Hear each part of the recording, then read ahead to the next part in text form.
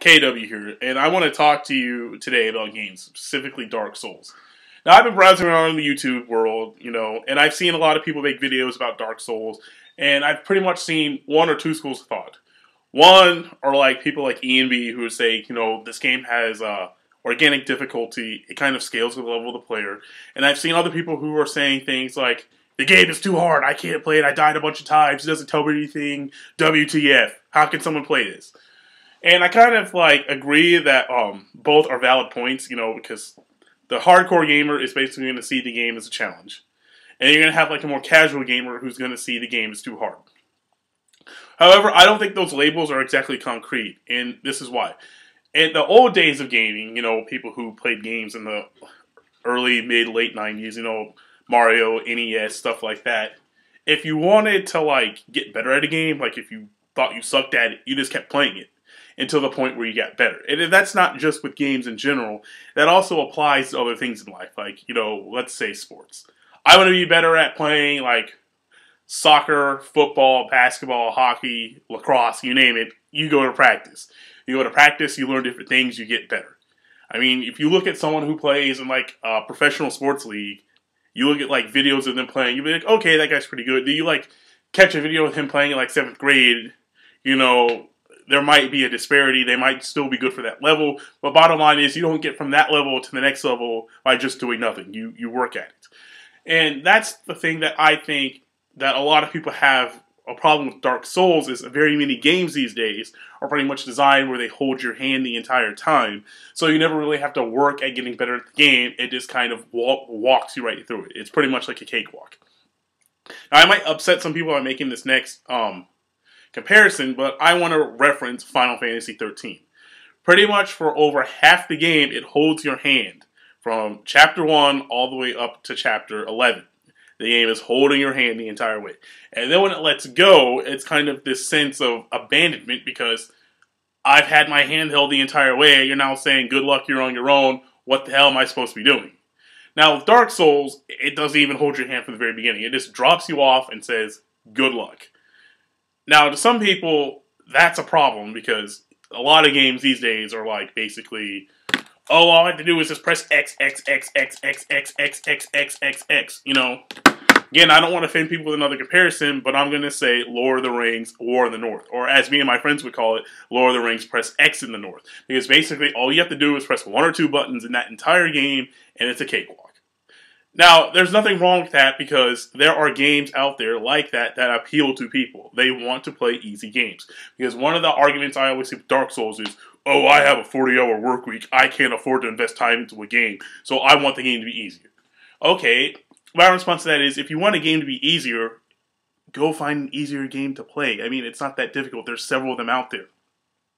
Now, there are people who think Dark Souls is difficult and they think it's hard, but they made that initial investment into it. They learned how the systems work. And I guarantee you, after you beat the game once, or even pretty much when you get halfway through the game, or maybe even before that for some people, once you learn how the systems of the game work, it actually does get easier.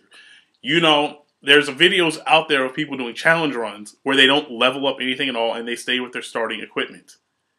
But they level up their equipment. You can get Titanite shards, and you can basically upgrade your weapons and upgrade your armor. So your weapons block more damage, while your armor blocks more damage. They absorb more damage, and your weapons do more damage. So you can walk around with a starting level character with upgraded, not even fully upgraded, in the starting areas, like the Undead Burg and the Undead Parish.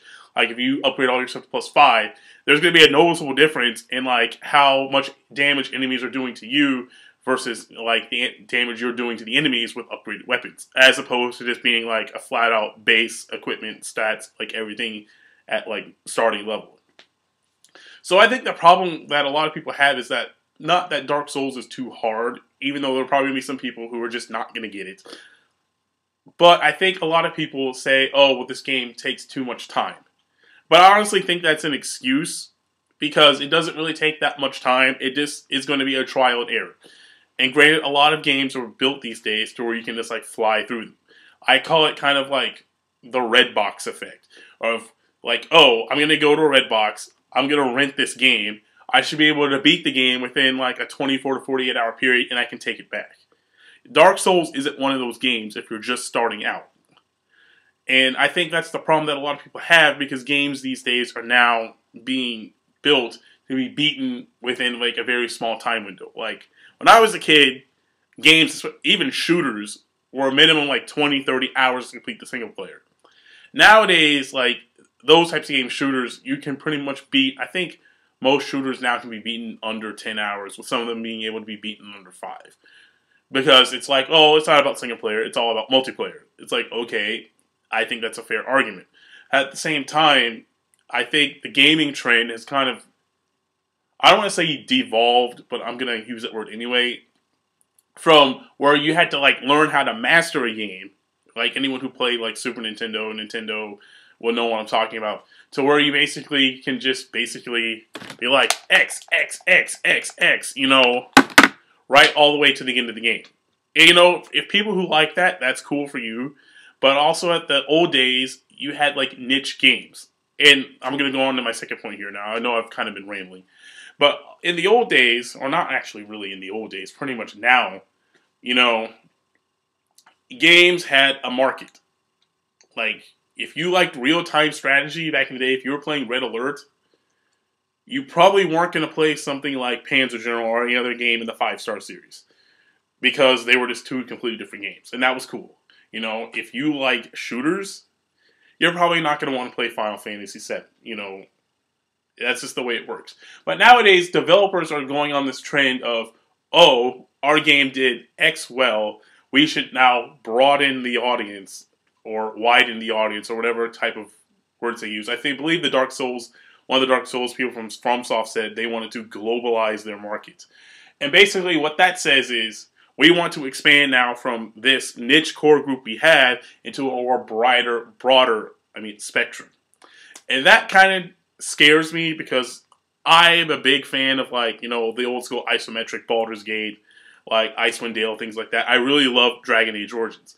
So when they announced Dragon Age 2, I was really excited. Like, my girlfriend at the time really liked Dragon Age Origins 2, because I was playing it so much. She was making fun of me. So I was like, here, why don't you try this? And she goes, oh, this is actually a lot of fun. You know, so I really liked the fact that there was another game in that style that came out. So when they announced Dragon Age 2, I was like ecstatic, because I really loved the first Dragon Age. I liked the world, I liked the lore, I liked the gameplay. It was challenging. Then, when the Dragon Age 2 comes out, it's basically been optimized for consoles, so then it's now press X, press X, press X, or more press A, press A, press A. But, you know, when I played it, it's like, I can't get into this game. I tried very hard to like it. I simply could not like it, because it was totally different from the original. And now that Dark Souls 2 has been announced, I'm kind of afraid that, due to the comments that they've made, that they're going to go down that model of, like, optimizing the game for a wider audience. Because I kind of miss the days where developer had a niche market and they just developed within that market. Like, if people wanted to play the game out of market, they then entered into that market, as opposed to the game entering into their markets. But, you know, I guess it's all whatever, because we haven't really seen any gameplay footage of Dark Souls 2 yet. So I'll kind of like maintain an open mind about it. But I guess that's all I have for you right now. You know, if you have any questions, comments, feel free to leave anything. I'll get back to you. And have a nice day.